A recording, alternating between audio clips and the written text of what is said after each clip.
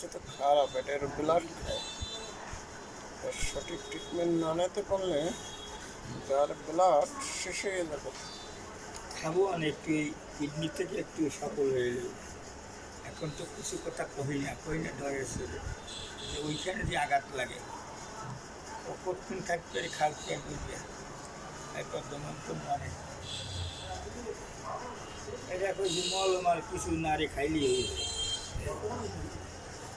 বিষয়টা কঠিন। যাও হালাই খাওয়া শিখে বিষয়টা মারিয়ে মারিয়ে